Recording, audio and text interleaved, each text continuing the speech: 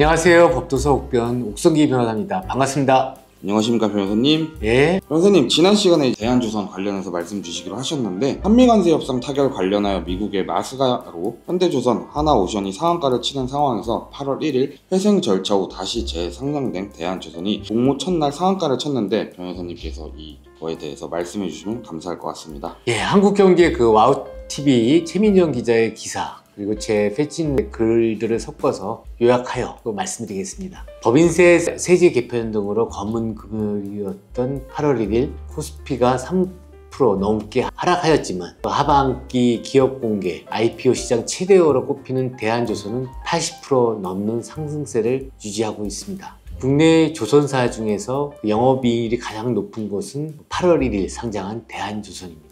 중대형 선박에 특화된 조선 기업으로서 대한조선의 올해 1분기 영업이익률은 22.6%로 국내 조선사 가운데 가장 높은데, 삼성중공업이 4.90%, 하나오션이 8.20%에 비해 약 3~4배 높은 수준입니다. 수익성이 부각되며 대한조선은 상장 첫날 공모가 5만원 대비 80% 급등했는데, 상장 후 시가총액 3조 5천억 원으로 코스피 120위권에 안착했습니다. 1987년 신영조선공업으로 출발한 대한조선은 조선해운 업황의 부진으로 2009년 워크아웃, 2014년에는 기업 회생 절차까지 겪은 기업으로 이후 KHI 그룹을 새 주인으로 맞아 조선 업황이 살아나는 시기와 맞물리면서 흑자 전환에 성공했고, 올해는 창사 이래 최대 실적을 거둘 것으로 전망됩니다.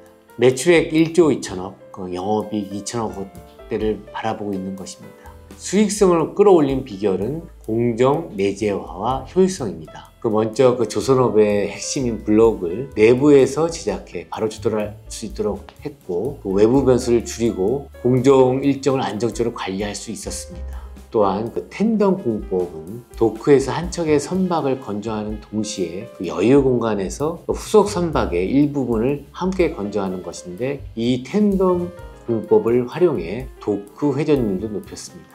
국내산보다 저렴한 중국산 후판 비율도 50%까지 늘리며 자재 비용을 낮춘 점도 수익성 개선으로 이어진 것입니다. 기관 투자자도 대한조선의 성장성을 높게 평가했습니다. 즉, 기관의 99%가 희망 공모가 상단에 가격을 제시하는데 더해 이 중 57%의 기관이 의무 보유 확약에 나섰습니다. 2022년 LG 에너지 솔루션 이후 가장 높은 수치입니다. 증권가에서는 향후 추가 상승 여력도 있다고 평가합니다. 증권업계 관계자는 신조선가 상승분을 고려해 올해와 내년에도 실적 개선이 지속될 것이라며 긍정적인 전망을 내놓고 있는 상황입니다.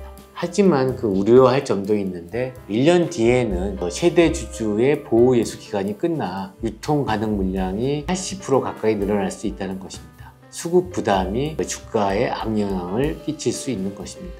중국산 후판 가격이 오르거나 고성가 선박 수주가 줄어들 경우 대한조선의 수익성은 다시 흔들릴 수 있다는 점도 부담 요인입니다. 대한조선이 영업이익률 1위 조선사 자리를 지킬 수 있을지 지켜볼 필요가 있습니다. 한동안 산업은행이 최대 주주로 있다가 2022년 KHI에 인수된 직후 조선업계 업황이 좋아지면서 금년 1분기에는 영업이익률이 22%에 달하는 등 KHI, 김강호 회장의 안목과 인사이트가 빛나는 한 해가 되고 있습니다. 즉, KHI는 2022년 대한조선의 지분 95%를 2천억에 인수하였음에도 8월 1일 상장 후 KHI가 직접 보유하고 있는 대한조선의 지분율은 46.13%입니다. 3년 만에 지분 가치가 어마어마하게 커진 것입니다. 뛰어난 현금 흐름과 영업이익이 20% 이상에 이르는 대한조선의 가치를 알아본 김강호 회장님은 훌륭한 기업가입니다. 변호사님께서 대한조선에 대해서도 말씀을 해주셨는데, 말씀 주신 것처럼 대한조선이 계속 영업이익률 1위를 지켜나갈 수 있을지 시청자분들과 함께 같이 보면 좋을 것 같습니다. 감사합니다. 법도사 옥변 옥성기 변호사였습니다.